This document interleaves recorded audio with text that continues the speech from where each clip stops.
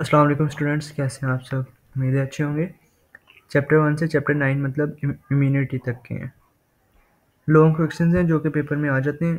तो आपको पता है बुक भी बड़ी है तो क्वेश्चंस भी ज़्यादा होंगे। फिर लिवर लॉन्ग में आ जाता है। रोल ऑफ लिवर पूछ लेते हैं कभी कभार, और कभी ये पूछ लेते हैं कि लिवर किस इसकी स्ट्रक्चर पूछ लेंगे, जगह किधर होता है ये, ठीक है, और किस किस चीज़ को रेगुलेशन वगैरह कर रहा होता है। फिर है इंटेस्टाइन। इंटेस्टाइन में आपके पास स्मॉल इंटेस्टाइन भी आ जाती है और लार्ज इंटेस्टाइन भी आ जाती है। उसमें आपके पास फिशिस का पूछ लेगा, कैसे वो करते हैं ट्रैवलिंग वगैरह उसकी, ठीक है।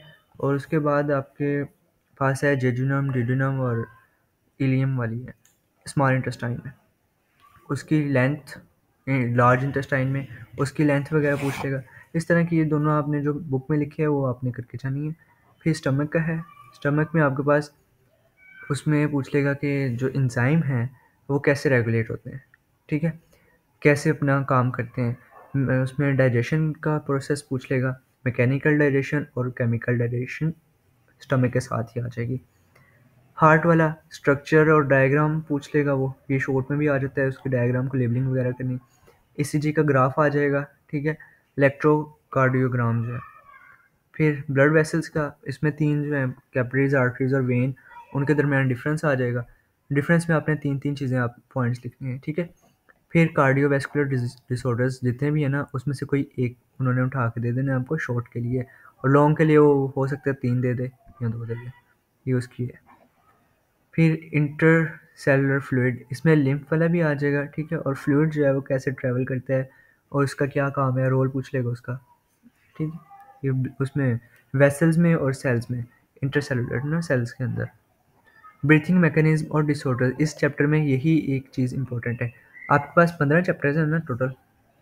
एक मिनट, 15 चैप्टर्स में से आपके पास टोटल होने हैं 8। 8 लॉन्ग आने हैं ना, 4 आपने अटैम्प्ट करने होते हैं, 4 के साथ और आएगा। हर चैप्टर में से एक लॉन्ग अगर आए तो फिर मतलब 2 चैप्टर में से कोई एक लॉन्ग आ गया, इसी तरह होगा ना। इंशाल्लाह एंड तक जब हमारा प्री बोर्ड्स हो जाएगा उसके बाद में एक वीडियोस जो है ना अपलोड करूँगा। इंशाल्लाह उसमें सारे क्लियर हो जाएंगे आपके पास किस किस चैप्टर से नहीं आ रहा।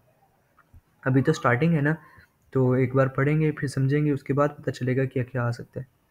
तो ये कुछ हैं ब्रीथिंग मैकेनिज्म। इसमें वो आपने बताना है इनहेलेशन और एक्सहेलेशन का प्रोसेस। फिर डिसऑर्डर्स हैं, इसमें जो जितने डिसऑर्डर्स हैं, एम्फिसीमा आ जाता है, स्मोक आ जाता है, नंबर 1 उसमें डेफिनेशन है। फिर डायग्राम है। उसके बाद आपने सिम्टम, डिजीज़, काजेज़ वो आपने बतानी है, ठीक है। ये 5 चीज़ें हैं। फंक्शनल यूनिट ऑफ किडनी, या फिर ऐसे पूछते हैं what is the functional unit of kidney, वो हम नेफ्रॉन को कहते हैं। Structure of nephron, function of nephron, urine formation mainly function of nephron है, ठीक है। ये सारी चीज़ें एक ही है, बस थोड़ा सा डिफरेंस आ जाता है लिखने में और समझने में।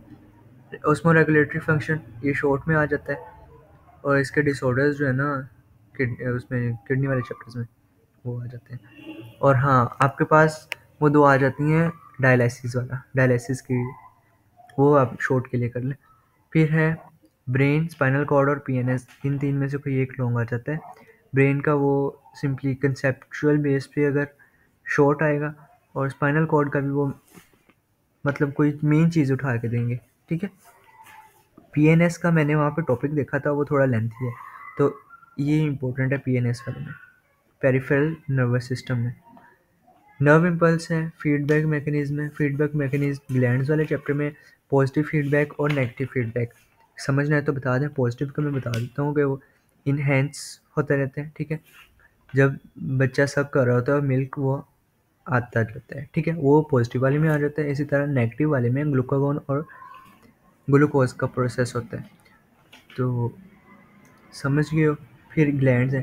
यार ग्लैंड्स जो है ना वो स्पेसिफिक कोई नहीं है इतना इंपॉर्टेंट। एड्रिनल ग्लैंड इंपॉर्टेंट है और गोनेड्स उसमें इंपॉर्टेंस है।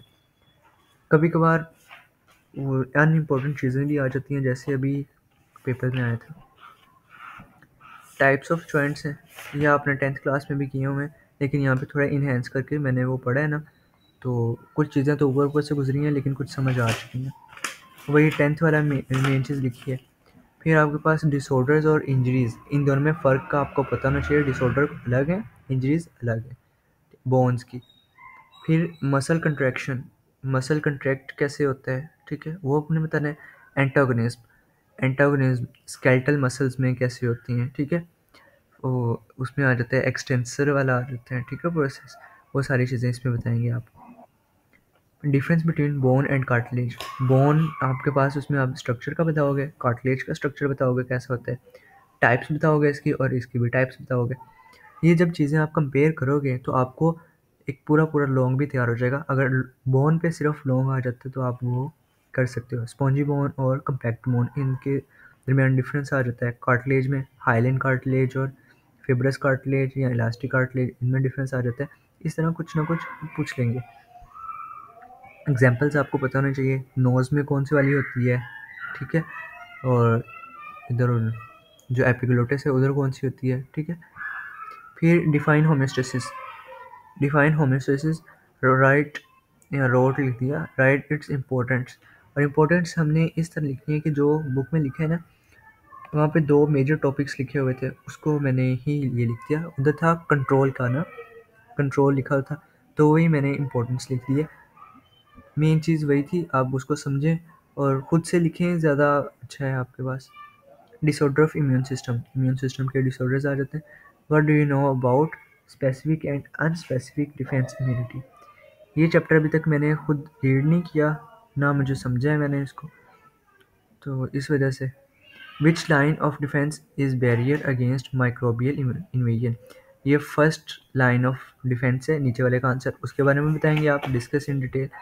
फिर सेकंड वाला स्पेसिफिक, और सेकंड जो है ना वो अनस्पेसिफिक है, थर्ड स्पेसिफिक है, उनमें से।